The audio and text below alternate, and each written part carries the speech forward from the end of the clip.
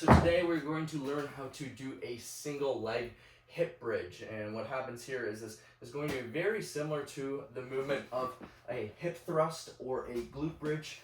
And what's going to happen is that we're going to use this bench as support in order to lift our leg up.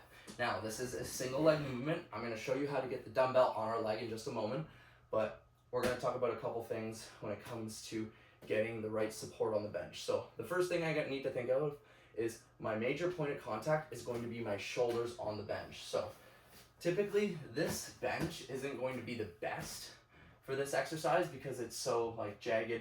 There's different areas, it's not as even keel. So if you can find a bench that is just the typical rectangle bench, that's going to be your most optimal bench to do this on. Nonetheless, we're going to still make this work.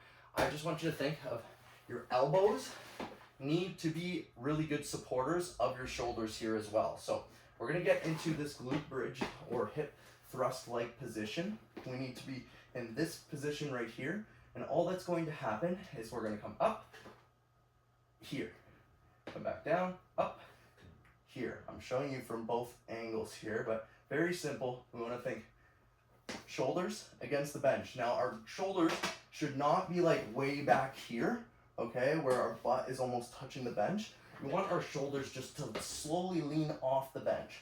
And why I say just lean off the bench is because we have our elbows to support our hips staying and help us from not sliding off, okay? And we need enough leverage here in order to actually create any type of engagement with our hamstrings. So elbows against the bench, we're going to almost pull them as if we're pulling something away from us or towards us, actually, like a pull-up.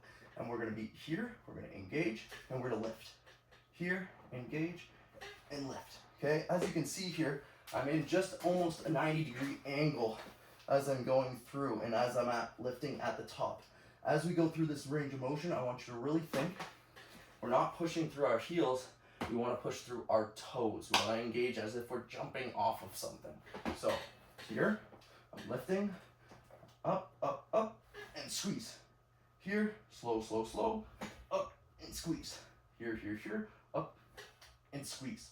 Okay, that's going to go through the range of motion. If we want to add a dumbbell to this type of play or this type of exercise, all you gotta do is throw the dumbbell on here.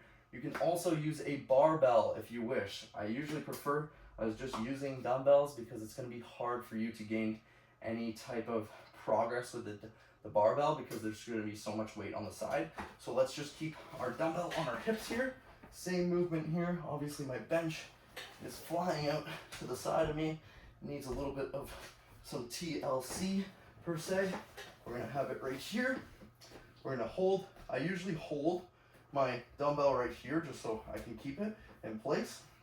With my two hands, it's going to be here, up, here, up, here, up. Okay, you can see on that last rep there, I was trying to really push with my toe through the floor. So that is everything that you need to know for this hip extension and single leg hip thrust movement. Good luck. Have fun.